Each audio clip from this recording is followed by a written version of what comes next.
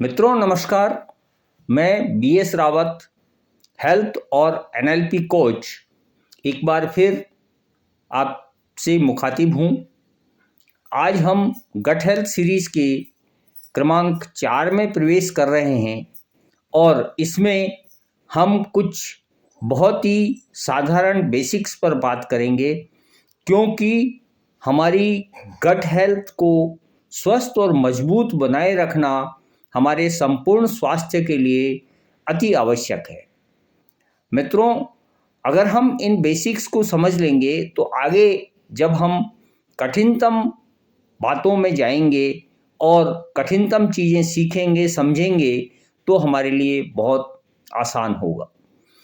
हम बात कर रहे हैं कि हमें किन किन भोजन समूहों को हमारी दैनिक दिनचर्या में और दैनिक डाइट के अंदर शामिल करना चाहिए, ताकि हम उनका ध्यान रखें और हमारी पाचन प्रक्रिया को उचित कर सकें।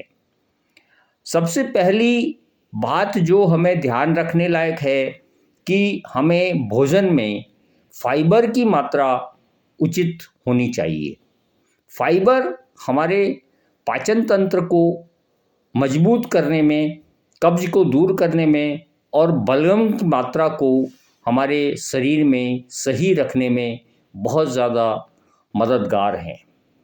फाइबर युक्त भोजन की हम बात करते हैं तो हम बहुत सी तरह की चीज़ें ले सकते हैं, जिसमें ख़ास तौर से हमारे लिए अंकुरित अनाज और साबुत अनाज हो सकते हैं, जैसे जो ओट्स, ब्राउन राइस और इसके साथ ही ऐसे अंकुरित अनाज जैसे मूंग, मसूर, मोठ, चना, चौला इत्यादि, और भी बहुत से चीज़ें हम इसमें शामिल कर सकते हैं।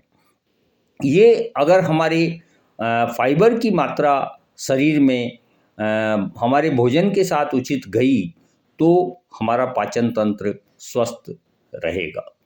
इसके साथ ही अक्सर बात आती है प्रीबायोटिक्स और प्रोबायोटिक्स की।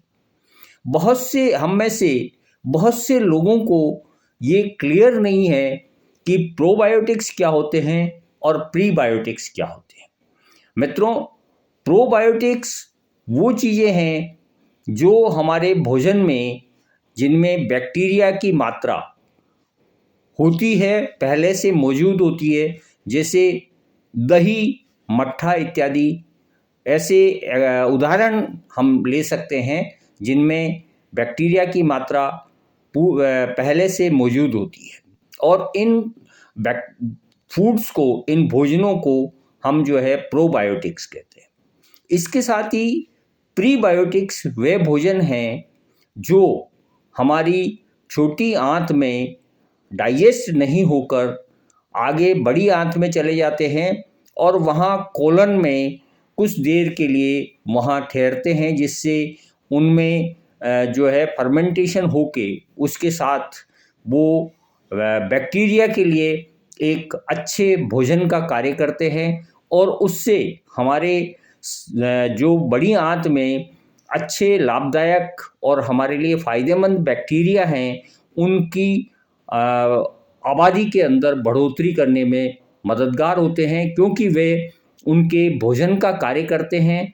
और इसलिए हमारी अच्छे बैक्टीरिया की आबादी अगर बढ़ेगी तो हमारा पाचन तंत्र बहुत ज़्यादा मजबूत हो जाएगा।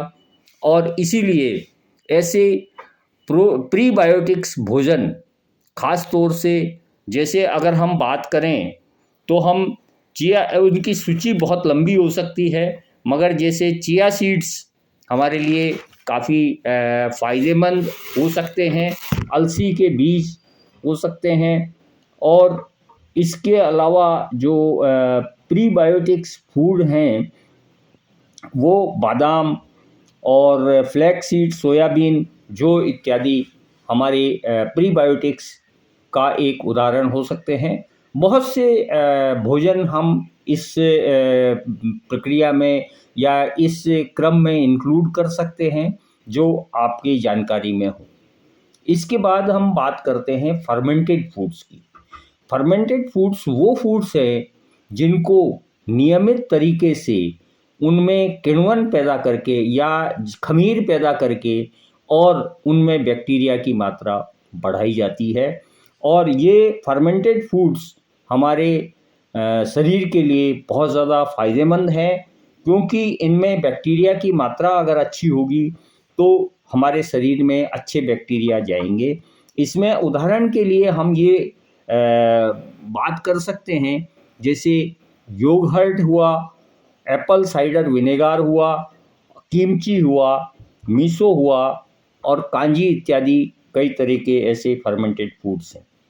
इन भोजन समूहों के अलावा हमें बहुत से ऐसे भोजन समूह हम गिन सकते हैं जो हमारे शरीर के लिए, हमारे पाचन तंत्र को मजबूत बनाने में लाभदायक होते हैं। ख़ास तौर से हरी पत्तेदार सब्जियां, अच्छे फल, नट्स और ड्राई फ्रूट्स और इसके अलावा मसाले और जड़ी बूटियाँ, इनकी मैं आपको उदाहरण नहीं दे रहा हूँ, क्योंकि आप सब इनसे वाकिफ़ हैं और आप उचित मात्रा में, उचित तरीके से अपने भोजन में उनको इंक्लूड कर सकते हैं। मित्रों, आज हम इतनी ही बात करेंगे। इसके बाद हम आगे चलेंगे और आगे हम कुछ चीज़ों के बारे में सीखेंगे जो हमारे पाचन तंत्र को मजबूत बनाने में बहुत ज़्यादा मददगार हो। धन्यवाद।